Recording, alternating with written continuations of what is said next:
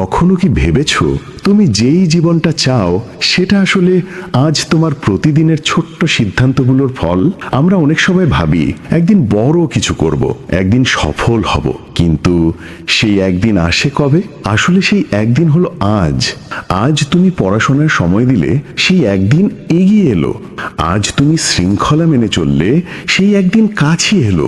সফলতা হঠাৎ করে আসে না, এটা প্রতিদিনের ছোট্ট অভ্যাসে যোগফল।